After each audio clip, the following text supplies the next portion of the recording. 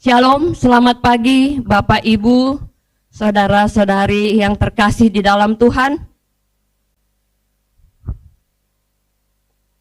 Luar biasa pagi hari ini, Tuhan baik, Tuhan begitu mengasihi saudara dan saya. Pagi ini firman Tuhan yang akan saya sampaikan, saya masih mengambil tema nasional, tema 17 Agustus, saudara. Pulih lebih cepat, bangkit lebih kuat. Sempat saya berpikir, apa yang harus saya sampaikan di minggu ketiga? Saya sudah nanya ke Pak Gembala, dia bilang, cari sendiri. Teringat dengan kesaksian minggu lalu, tiba-tiba saya dipanggil untuk bersaksi. Langsung saya jadi teringat, ya udah, tetap pulih lebih cepat, bangkit lebih kuat. Tetapi ada subtemanya, yaitu hidup adalah perjuangan. Saya percaya selama kita hidup, kita berjuang. Terlebih bulan lalu kita baru merayakan hari kemerdekaan, saudara. Di dalam kehidupan kita juga mungkin ada hal-hal yang belum merdeka. Baik di dalam hubungan kita dengan pasangan hidup, suami istri, istri dengan suami, mungkin hubungan sebagai anak dengan orang tua, hubungan orang tua dengan anak, mungkin juga ekonomi kita belum merdeka, kesehatan kita belum merdeka. Pagi ini, saudara, sebagai makhluk sosial, saya percaya kita semua ini butuh yang namanya dikasihi, disayangi, dimengerti, apalagi diberkati, dan lain-lain, saudara. Dibuat kita, saudara. Tetapi firman Tuhan mengatakan di dalam Matius 7 ayat 12 demikian, segala sesuatu yang kamu kehendaki supaya orang perbuat kepadamu, perbuatlah demikian juga kepada mereka. Segala sesuatu yang kamu kehendaki supaya orang perbuat kepadamu, perbuatlah demikian juga kepada mereka. Itulah isi seluruh hukum Taurat dan kitab para nabi. Saudara, di dalam hidup ini kan benar, kita ini maunya dikasihi, disayangi, dihormati, dihargai, terlebih diberkati, saudara. Semua mau. Saudara yang terkasih, harus kita mulai dari diri kita sendiri. Firman Tuhan sudah jelas, apa yang kau inginkan orang lain lakukan kepadamu, harus kita dulu yang mulai. Kita dulu yang harus mengasihi, kita dulu yang harus menghormati, kita yang harus menghargai orang lain. Kalau mau dihargai, kita harus menghormati orang kalau mau dihormati. Saudara, setiap kita pasti punya pergumulan di dalam hidup ini. Seperti saya katakan tadi, mungkin hubungan kita dengan pasangan butuh yang namanya dipulihkan. Kenapa? Apakah hancur-hancuran? Enggak, saudara. Enggak hancur-hancuran pun harus dipulihkan. Setiap saat, setiap waktu kita ini sering banyak salah. Sering banyak melakukan kesalahan terhadap orang-orang di sekitar kita. Hubungan antara orang tua dan anak. Anak dengan orang tua. Saudara, yang paling tua di tempat ini juga punya orang tua, saudara. Enggak ada yang enggak punya orang tua. Karena nggak ada yang lahir dari batu. Semua kita punya orang tua. Dan juga hubungan antara orang tua dan anak. Kalau mau hidup kita merdeka, kita harus pulihkan, saudara. Karena setiap hari, setiap saat ada aja yang namanya gesekan, mungkin juga bentrokan, mungkin juga hal yang lebih besar lagi terjadi di dalam kehidupan kita. Di dalam ekonomi kita juga, saudara, kita butuh namanya merdeka, dipulihkan. Lalu apa? Kesehatan kita juga butuh yang namanya dipulihkan. Bersyukur kalau saat ini kita semua baik-baik saja. Hubungan dengan pasangan baik-baik. Hubungan orang tua dengan anak baik-baik. Ekonomi baik-baik. Kesehatan baik-baik. Itu pun saudara harus dijaga baik-baik. Harus dirawat sebaik-baiknya. Jangan sampai ada ulat-ulat menggerogoti kehidupan keluarga kita. Tapi yang harus kita perhatikan, ketika kita berjuang untuk memulihkan keluarga kita, perhatikan adalah dasarnya kasih. Dasarnya kasih. Dasarnya adalah Tuhan, karena Tuhan adalah kasih. Jangan pernah kita berusaha memulihkan segala sesuatu yang terjadi dengan kekuatan sendiri. Kita harus ingat dasarnya adalah kasih. Karena kasih adalah dasar utama di dalam mengalami setiap pemulihan. Baik pemulihan hubungan kita dengan Tuhan, juga hubungan kita di tengah-tengah keluarga kita. 1 Yohanes 4 ayat 7-8 firman Tuhan katakan demikian. Saudara-saudaraku yang kekasih, marilah kita saling mengasihi. Sebab kasih itu berasal dari Allah. Dan setiap orang yang mengasihi lahir dari Allah dan mengenal Allah. Barang siapa tidak mengasihi, ia tidak mengenal Allah, sebab Allah adalah kasih. Kalau firman Tuhan ini sangat jelas ya saudara. Marilah kita saling mengasihi sebab kasih itu berasal dari Allah. Dan setiap orang yang mengasihi lahir dari Allah dan mengenal Allah. Saudara, kalau kita mengenal Allah, maka kita bisa mengasihi. Kalau kita tidak mengenal Allah, pasti nggak ada kasih di dalam hidup kita.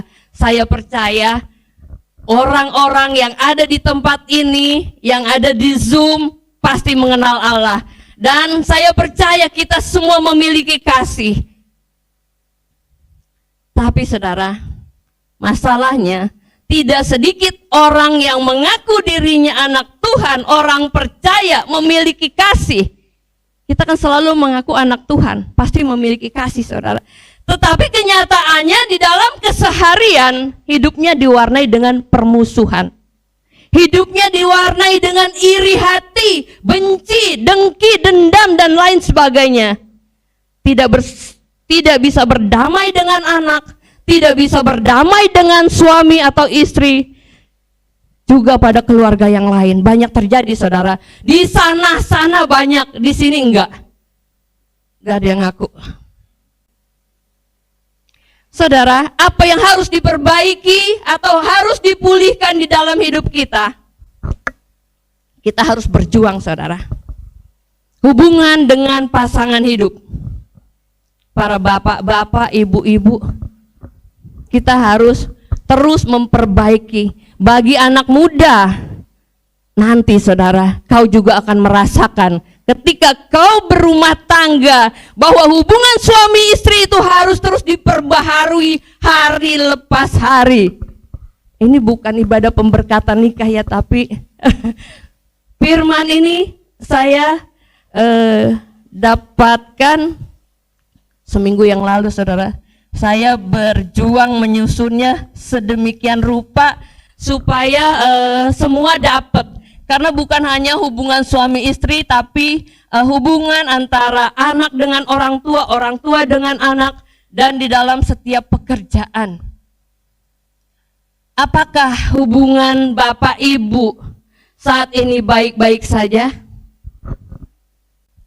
Firman Tuhan mengatakan di dalam Kolose 3 ayatnya 18 sampai 25. Boleh ditampilkan?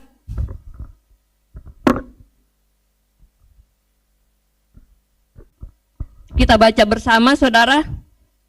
Kolose 3 ayat 18 sampai ayatnya yang ke-25. Perikopnya hubungan antara anggota-anggota rumah tangga. Demikian firman Tuhan. Hai istri-istri, tunduklah kepada suamimu sebagaimana seharusnya di dalam Tuhan. Hai suami-suami, kasihilah istrimu dan janganlah berlaku kasar terhadap dia. Hai anak-anak, taatilah orang tuamu dalam segala hal, karena itulah yang indah di dalam Tuhan. Hai bapak-bapak, janganlah sakiti hati anakmu, supaya jangan tawar hatinya. Hai hamba-hamba, taatilah Tuhanmu yang di dunia ini dalam segala hal. Jangan hanya di hadapan mereka saja untuk menyenangkan mereka, melainkan dengan tulus hati karena takut akan Tuhan. Apapun juga yang kamu perbuat, perbuatlah dengan segenap hatimu seperti untuk Tuhan dan bukan untuk manusia. Kamu tahu bahwa dari Tuhanlah kamu akan menerima bagian yang ditentukan bagimu sebagai upah. Kristus adalah Tuhan dan kamu hambanya. Barang siapa berbuat kesalahan, ia akan menanggung kesalahannya. Itu karena Tuhan tidak memandang orang. Amin. Saudara, dikatakan di ayat 18 dan 19, saudara, istri harus tunduk pada suami dan suami harus mengasihi istri. Saya menyaksikan hubungan kehidupan saya, saudara. Kalau ditanya apakah Bapak dan Ibu Gembala bahagia? Kelihatannya gimana, saudara? Bahagia, benar. Saya bahagia bukan karena Pak Willy, saudara, tapi karena ada Tuhan yang selalu menyertai saya. Kalau dibilang sering nangis, gak? Sering banget. Saya 12 tahun berumah tangga bukanlah waktu yang singkat. Tetapi kalau dijalani bersama Tuhan semuanya indah, saudara. Yang penting ada Tuhan di dalam hidup kita, di dalam keluarga kita. Ketika terjadi segala sesuatu yang tidak menyenangkan, jangan lupa kembali kepada firman Tuhan. Kembali kepada Tuhan. Saudara, kalau 12 tahun, kalau sekarang iya, kami semua sudah lebih saling mengerti, lebih saling memahami pribadi dengan pribadi, saudara. Tapi sebelumnya, saudara, kalau baru menikah setahun mungkin masih sangat-sangat baik, saudara. Belum kebuka semuanya. Masih ada karakter yang berusaha disembunyikan, saudara. Tetapi berjalannya waktu akan kelihatan. Nanti Andre dengan pasangannya juga akan merasakan. Yang lain-lain yang sudah lama pasti sudah pernah merasakan. Saya akan saksikan, saudara.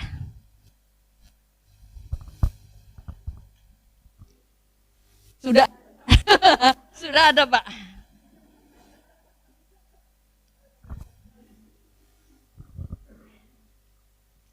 Pokoknya kehidupan rumah tangga itu luar biasa, saudara. Ketika ada masalah, berusaha jangan sampai orang luar tahu, saudara. Dulu kami tinggal di Jakarta Garden City. Tinggal sama ada Neti dan sekali-sekali anak remaja suka ikut. Waktu itu Feni masih remaja, belum jadi pemuda. Pernah remaja dia.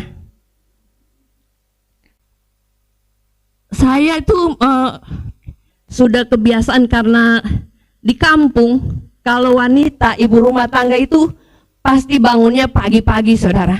Dan itu sudah menjadi kebiasaan saya sampai beberapa tahun yang lalu. Sekarang udah enggak, saudara. Sekarang saya bangunnya udah jam 6, setengah 6. Kalau dulu saya kalau bangun itu jam 5 pagi. Jadi di Jakarta Garden City pun demikian. Ketika saya udah bangun, kalau Neti dan Feni belum bangun, Bapak keluar, dia lihat, oh istrinya sudah ada lagi di dapur masak. Dia masuk lagi ke kamar, lalu dia mau turun, gabruk pintu. Kedengeran sampai ke bawah, saudara.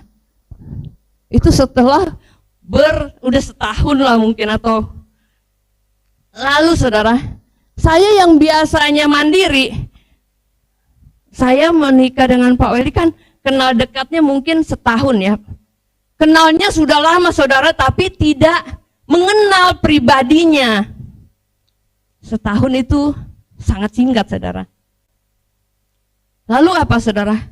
Saya yang biasa mandiri, saya kan kemana-mana pakai mobil sendiri saudara.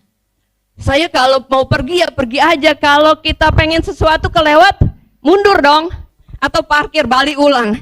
Tetapi kalau sama pasangan, sudah lain kali Jo. Suatu hari kami ada di Semarang sama tim. Di Semarang, kan jauh dari sini ke Semarang butuh waktu 6 jam ya saudara, 5 jam, 6 jam.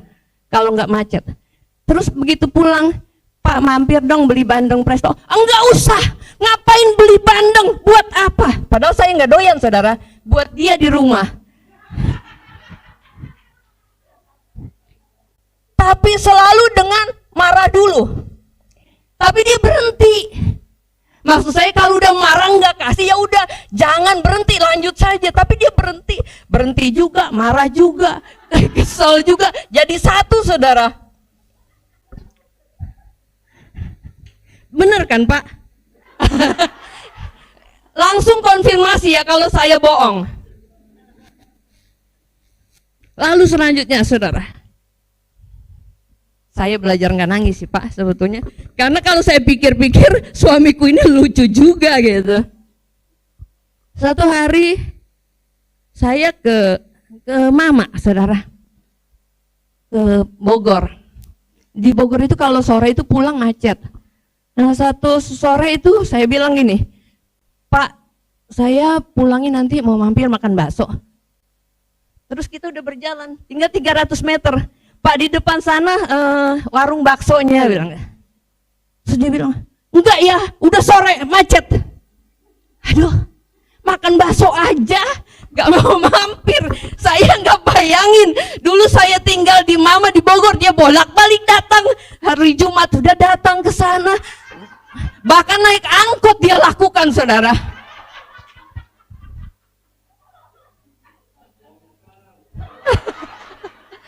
Ini kenyataan.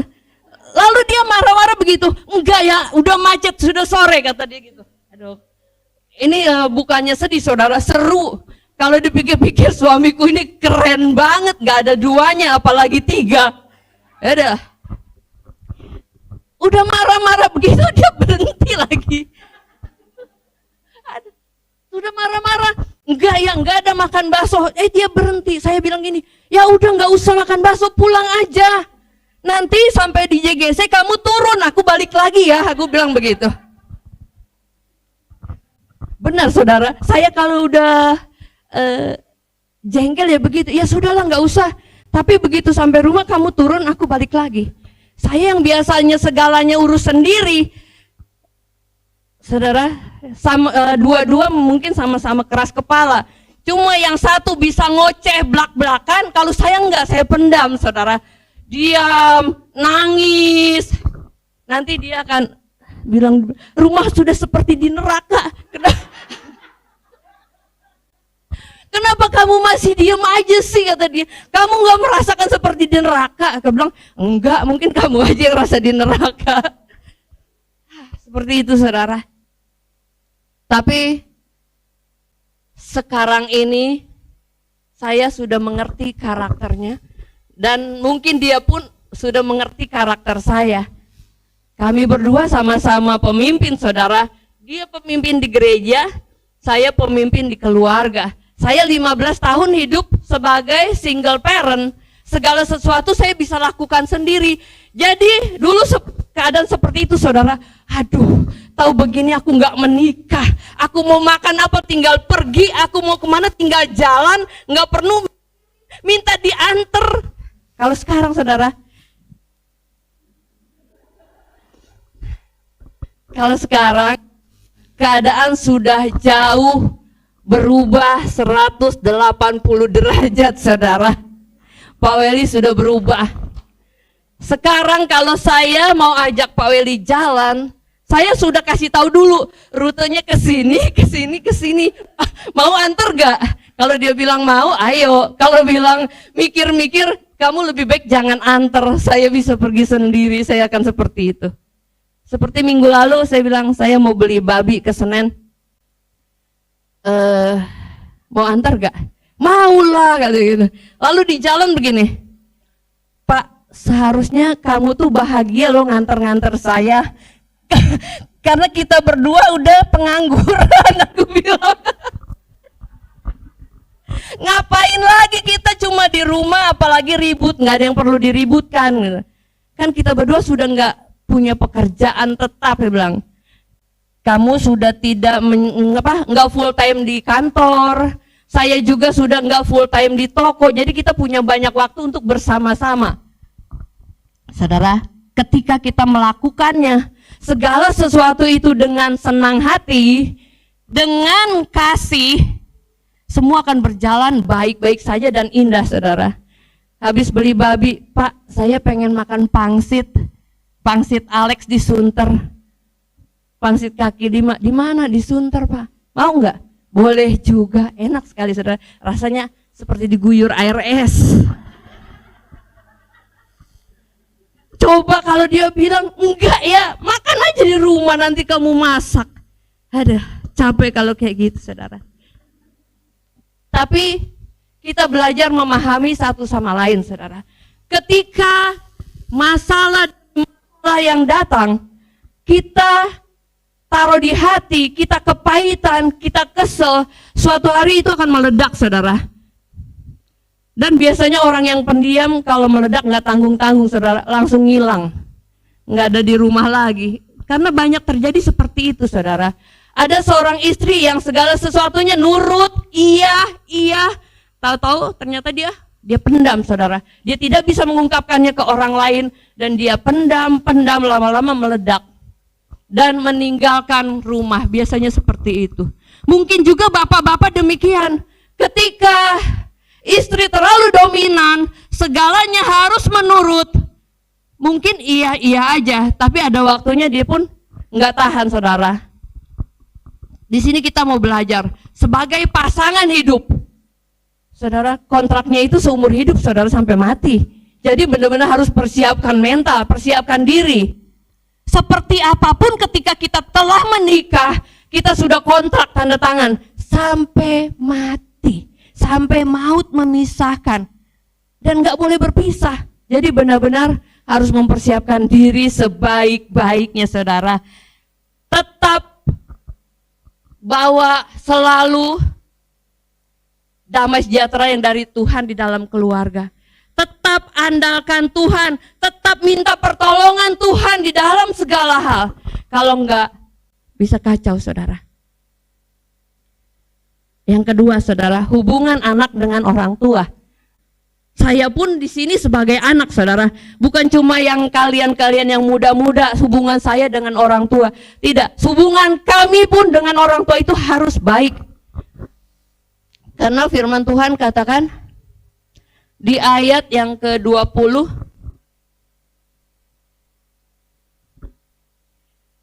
hai anak-anak, taatilah orang tuamu dalam segala hal, karena itulah yang indah di dalam Tuhan.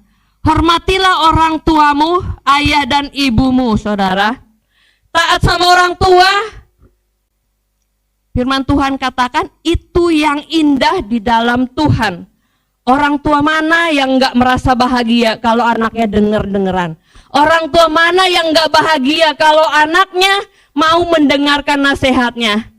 Dan sekarang mama saya udah tua, saudara, sudah jarang menasehati lagi. Mungkin mertua saya juga sudah jarang menasehati lagi. Yang ada apa? Mereka butuh komunikasi, butuh ngobrol, butuh curhat ke anak-anaknya. Orang tua butuh kita. Kita juga butuh orang tua. Hubungan antara anak dan orang tua harus terus dibangun, saudara. Ada rasa saling menghormati.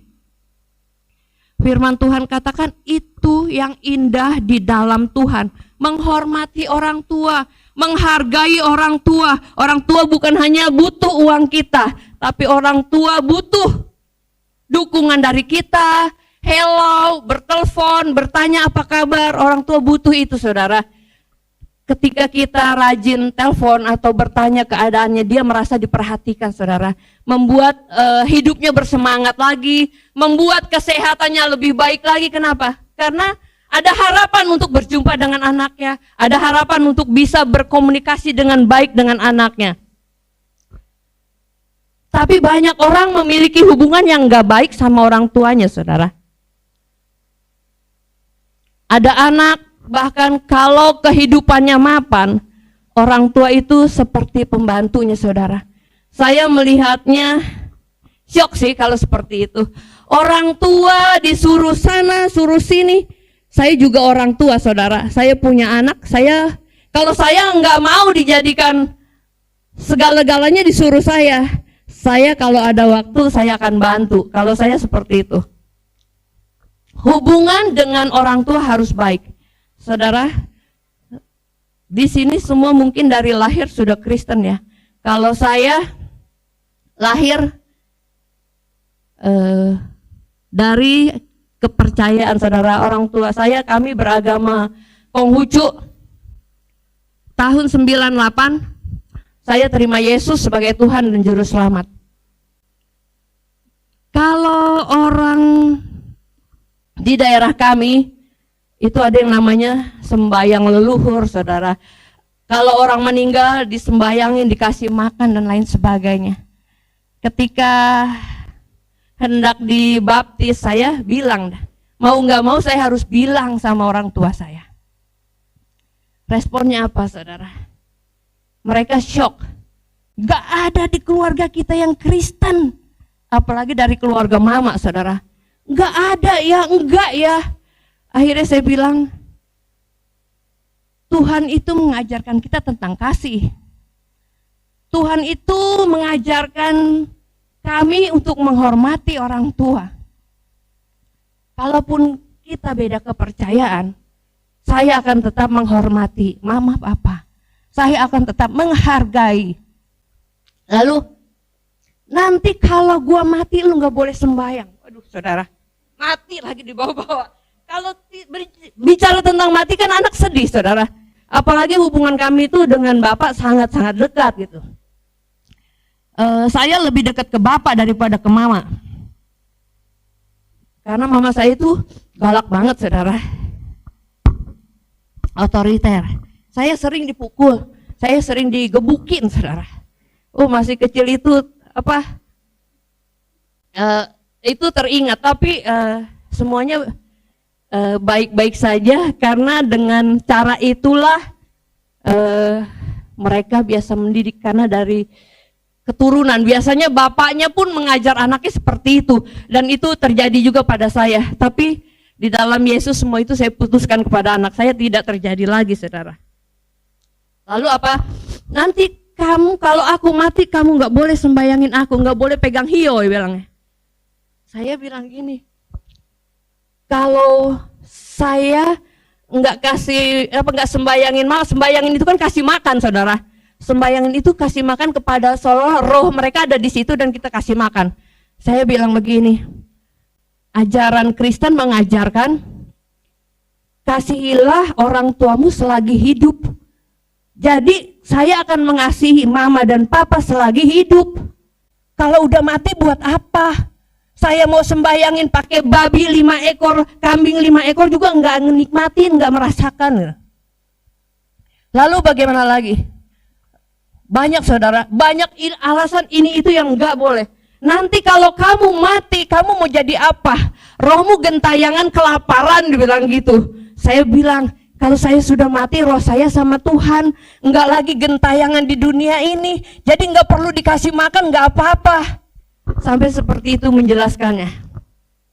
Akhirnya yang penting saya sudah sampaikan, dan kami waktu itu bareng Eti dan Lina tetap ambil keputusan untuk dibaptis, saudara. Yang baptis oleh Paat, saudara.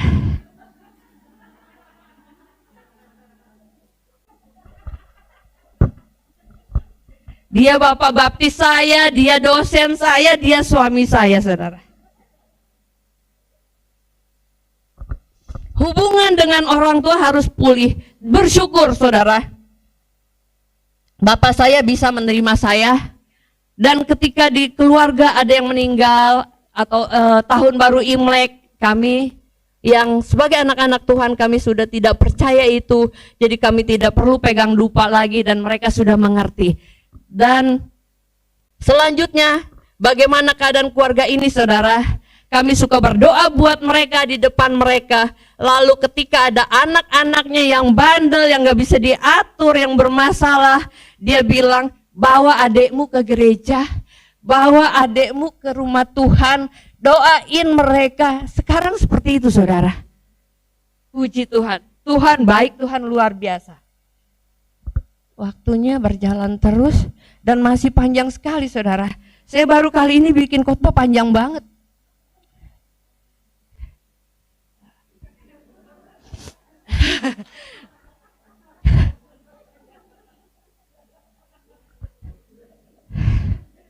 Soalnya masih panjang saudara. Belum lagi hubungan antara orang tua dan anak. Ini pun kesaksian tentang keluarga kami. Panjang ceritanya saudara. Terlebih anak-anak saya ini saya didik sendiri bersama Tuhan saudara. Bagaimana pola didik seorang ibu. Saudara, anak jika dididik dengan ayah dan ibu, dia akan menjadi anak yang tegas, anak yang berani, anak yang bisa mengambil keputusan. Tetapi kalau dididik hanya oleh seorang ibu, kurang saudara. Kita bisa saksikan di keluarga-keluarga utuh dan keluarga-keluarga yang single parent gitu saudara. Tapi nggak semua saudara, mungkin hanya beberapa atau termasuk keluarga saya termasuk orang yang seperti itu. Anak dari balita dididik oleh seorang ibu hingga dia kuliah. Enggak gampang. Saya pernah saksikan. Dulu saya hanya berjuang yang penting anak saya bisa lulus SMA, saudara. Tetapi Tuhan lain, saudara. Segalanya di dalam Tuhan, segala sesuatu bisa terjadi lain. Tidak seperti yang kita pikirkan. Ternyata anak saya bisa kuliah, bahkan bisa sekolah sampai di luar negeri. Itu karena Tuhan yang dahsyat, Tuhan yang hebat, Tuhan yang luar biasa. Yang disembah oleh Musa, Joshua, Sadrak, Mesak, Abednego. Dan yang kita sembah adalah Tuhan yang sama. Tuhan yang selalu memberi keajaiban. Tuhan yang selalu memberikan kuasanya bagi yang lemah, bagi yang gak mampu. Tuhan bisa melewati kita, melewati jalan yang terjal. Hubungan kami dengan anak-anak, puji Tuhan dan sangat bersyukur saat ini baik-baik dan sangat baik. Hubungan saya dengan Pak Wi, dengan anak-anak semuanya baik saudara. Tapi itu pun hasil perjuangan saudara. Bukan begitu aja semuanya jadi baik. Enggak saudara, dengan cucuran air mata bertahun-tahun baru bisa pulih. Ketika kami menikah, ketika Pak Weli mendekati saya, anak saya kaget saudara. Gak salah mak gitu. Aduh, gak salah mak. Pak Weli itu sama Ocem aja mak. Ocem di Taman Anggrek jam 6 suruh nyemprot nyamuk, Ocem pulang nyemprot nyamuk kata gitu. Apalagi sama aku nanti, anakku bilang gitu. Bayangkan dari Taman Anggrek cuma nyemprot nyamuk 1 menit, anak suruh pulang saudara. Tapi itu kenyataan. Mungkin Brenda tahu, atau Feni, Aldo. Aldo Gaby nggak tahu, Gaby ketemu udah tua. Gitu. Jadi dia bilang nggak salah mak, dia itu sama anaknya kayak gitu, bagaimana sama aku nanti? Yang dikatakan cuma anak apa ya, anak tiri lah gitu. Jadi dia udah syok duluan. Tapi ini terus, tapi kalau mama, tapi terserah mama. Kalau mama mau ya nggak apa-apa. Yang penting jangan serumah sama kami, itu saudara. Mereka sudah potong langsung. Lalu saya berpikir, oh berarti nggak apa-apa ya. Terus gini, saya pikir saya kan punya 2 rumah saudara. Ada rumah di Fort, ada rumah di JGC. Ya udah nanti mama tinggal di JGC. Saya kira selesai. Akhirnya kami tetap jalan lah, jalan mempersiapkan segalanya untuk pernikahan, saudara. Iya, saya tahu, Pak. Karena saya bukan lahir dari batu, saya punya orang tua yang harus dihormati. Kami minta restu sama orang tua, sama mama saya, karena papa sudah meninggal tahun 2000. Juga sama mantan mertua saya, saudara. Hubungan saya dengan mantan mertua saya itu tetap baik. Saya setahun 2-3 kali tetap berkunjung selama 15 tahun sebelum kami menikah.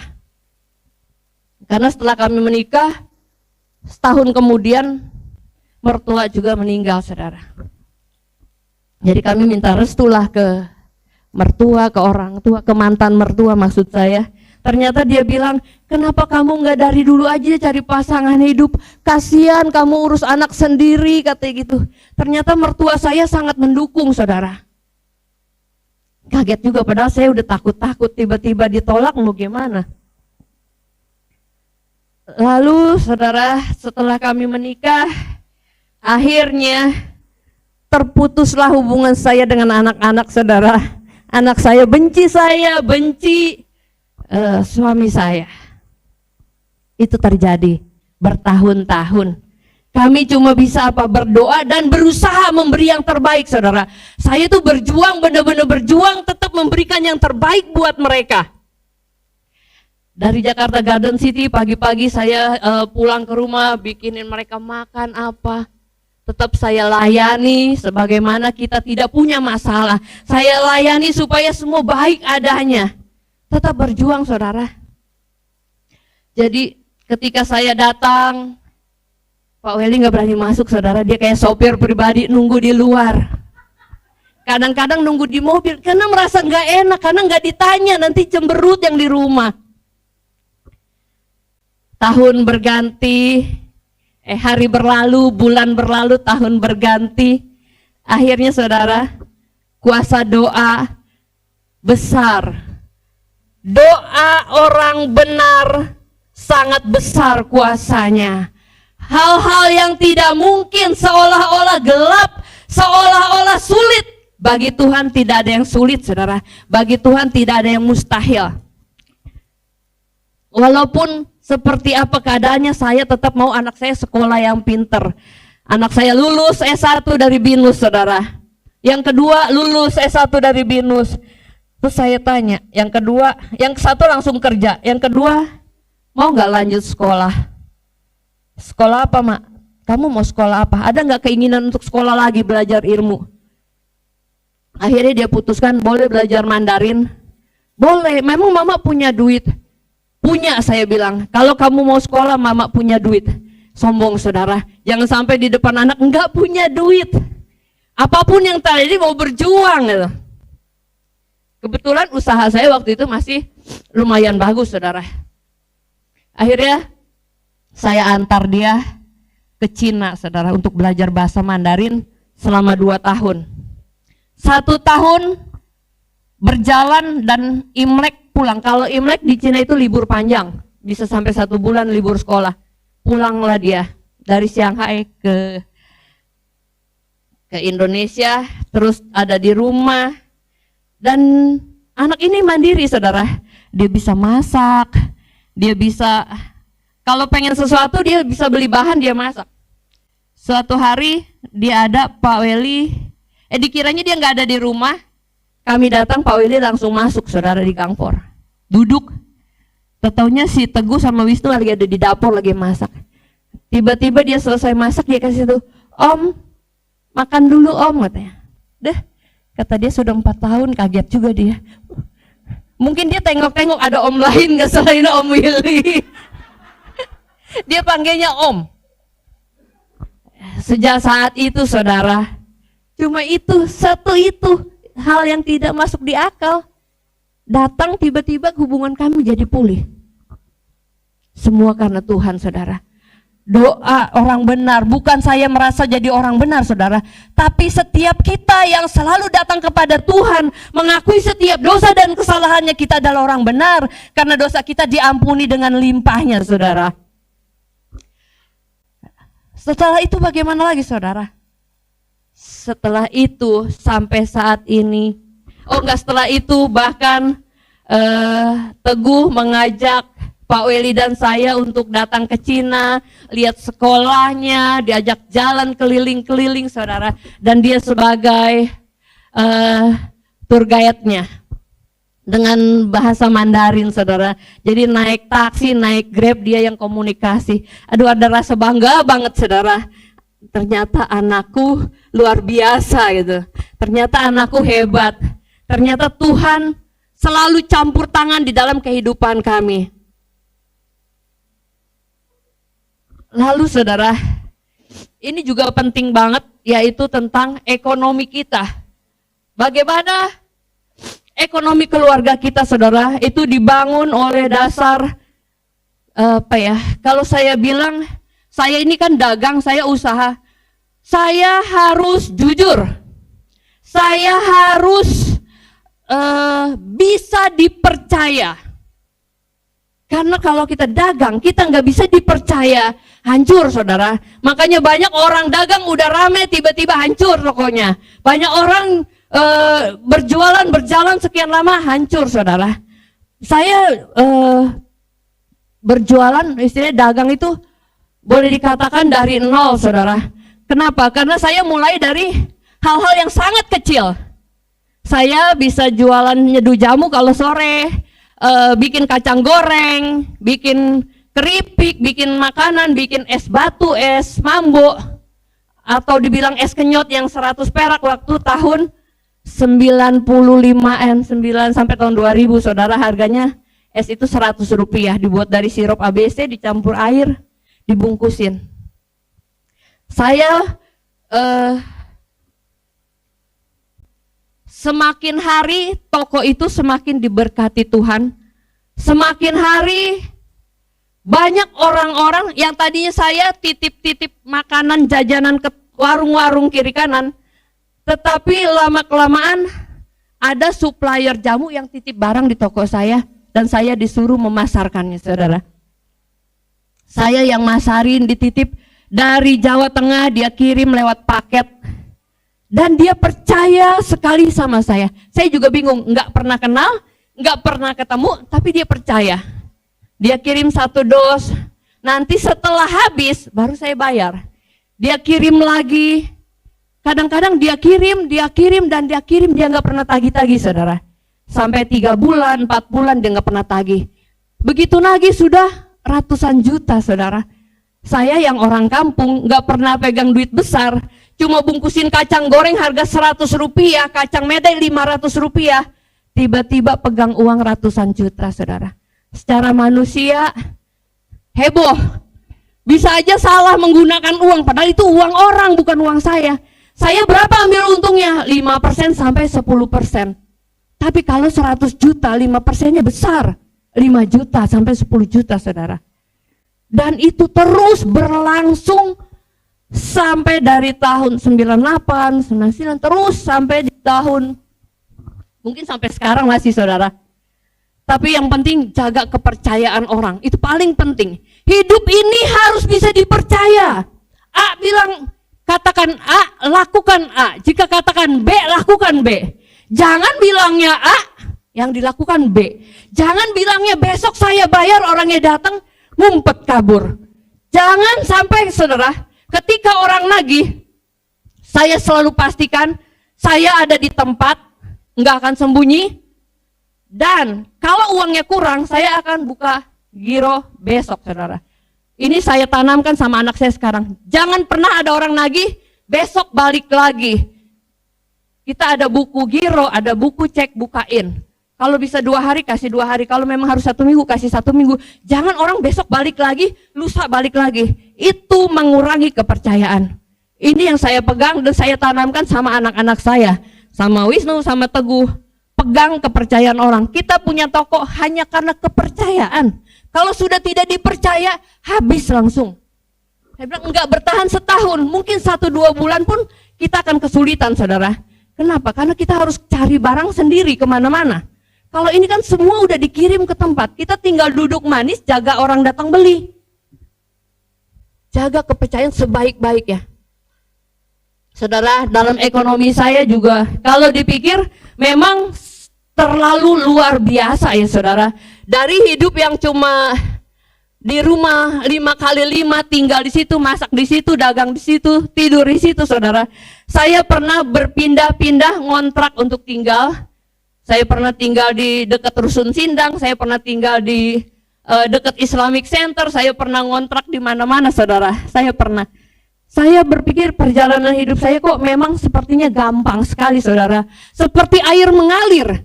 Ekonomi saya seperti air mengalir yang Tuhan curahkan saudara. Tetapi banyak juga kebentur batu, banyak juga kebentur hal-hal yang gak enak saudara.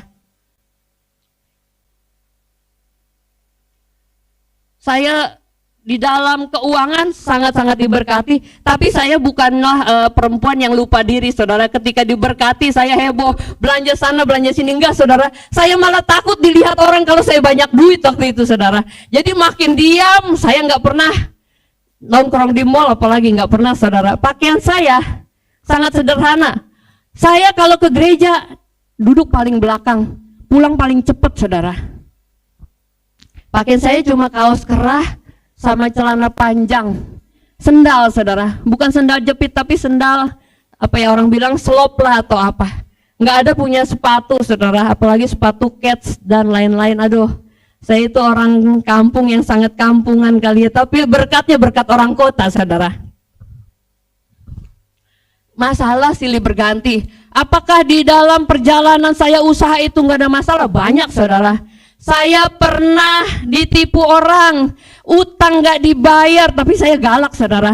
Sebenarnya saya jadi hamba Tuhan itu kecebur juga sih, kepentok karena suami pendeta. Jadi saya berjuang juga, berusaha untuk menjadi yang terbaik juga sebagai pendamping yang terbaik dari dalam hidupnya. Ketika saya dagang juga banyak bentrokan, banyak hutang. Dulu saya kalau nagih keras sekali saudara, jahat mulut saya. Kalau lu nggak datang, besok gue yang datang ya bawa mobil. Ambil barang ya saudara. Karena kan memang kalau dagang itu cukup keras. Seringkali ada orang ambil barang sebanyak-banyaknya, tahu-tahu nggak bayar saudara. Sering itu terjadi. Bahkan ditipu orang juga pernah. Cek kosong juga banyak saudara, barang buktinya banyak sekali. Tapi saya berpikir beda saudara. Dulu saya ketika utang nggak dibayar, saya akan telepon, nanti saya akan datang gitu. Dulu pernah ada si Leo Tulus ikut saya kan, Leo Situmorang pengacara. Oh dia sama juga itu saudara. Iya tante, ayo kita datangin, kita tagih tante. Penyemangat saudara. Lalu saya pernah ditipu orang sampai 400 juta saudara, tahun 2001 atau 2002. Sedangkan harga rumah di Fort aja cuma 350 juta. Tahun itu belum punya rumah tapi bisa ditipu orang.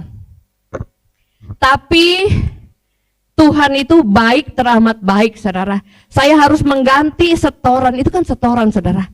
Uang ada di tangan saya itu setoran, bukan uang saya. Saya harus setor ke bos-bos saya. Bagaimana caranya? Saya langsung telepon, saya kasih foto bukti-buktinya bahwa cek yang saya cairkan semua kosong senilai 400 juta lebih. Jadi saya minta tenggang waktu, bukan minta nggak bayar ya Pak. Kalau saya kan nggak dibayar sama orang dibawa kabur, bukan. Saya minta tenggang waktu saudara. Jadi semua giro yang saya buka saya minta diundur 1 bulan, 1 bulan, 1 bulan. Tuhan itu dahsyat saudara. Tiba-tiba saya dapat orderan ke Malaysia. Saya yang nggak ngerti apa-apa dapat order ke Malaysia saudara. Dan uangnya dalam sekian bulan untungnya itu sampai 400 juta. Bisa menutupi tersebut.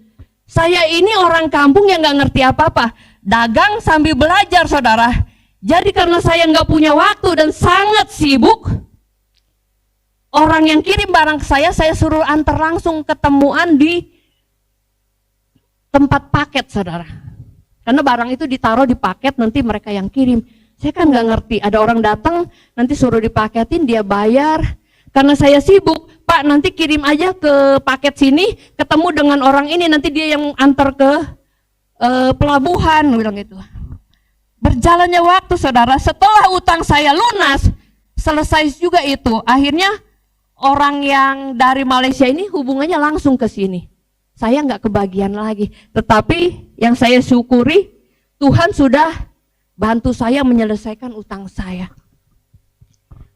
Ada lagi nggak benturan yang besar? Ada saudara, tahun 2007 ketika sebagian besar jamu-jamu ditarik dari peredaran, begitu juga barang yang ada di toko saya, dan saya masih jual saudara. Dan ketika ada pemeriksaan, saya dibawa polisi. Saya dibawa ke Polda dan saya harus nginep di Polda. Di Polda selama 21 hari saya nginep saudara. Saya tahu yang namanya tidur di papan. Orang-orang di sana baik-baik sih saudara, enggak yang seperti saudara bayangkan ya. Mereka melakukan kesalahan apa? Oh, nipu jual berlian katanya. Lalu yang satu korupsi di perusahaan, yang satu karena kasus rental 40 mobil, mobilnya nggak ada saudara, orang-orang titip mobil, mobilnya nggak ada. Lalu ibu kasus apa? Saya tukang jamu, aku bilang. Kaget dia, terus ketawa, kok tukang jamu bisa sih ada di sini, bilang itu. Setelah 21 hari saya ada di Polda, saya dipindahkan ke Pondok Bambu saudara. Lalu kesalahan saya apa? Bukan nipu, nggak bayar utang yang tadi, bukan saudara. Kesalahan saya adalah melanggar undang-undang kesehatan. Barang yang sudah ditarik dari peredaran masih dijual di toko saya itu saudara. Lalu saya dihukum. Daripada saudara tahu dari orang lain, lebih baik saya ngomong. Lalu saya ditahan selama 6 bulan. Lama ya saudara. Digabungkan dengan orang-orang yang melanggar undang-undang kesehatan. Mereka yang narkoba, mereka yang pakai sabu, ganja, putau, inex, itu semua ada sama saya saudara di ruangan itu. Terus ternyata di situ banyak anak-anak Tuhan saudara yang salah bergaul, salah bertindak di dalam hidupnya. Dulu saya sedih sekali saudara, malu sekali. Pokoknya setelah tahu ini, saya mesti hidup bagaimana? Sepertinya mati sudah masa depan saya nggak punya masa depan lagi. Ternyata Tuhan berkata lain.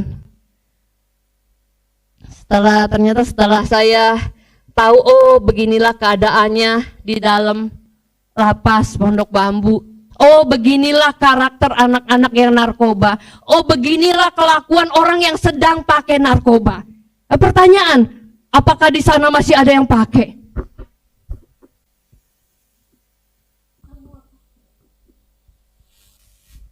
Dari mana mereka dapat?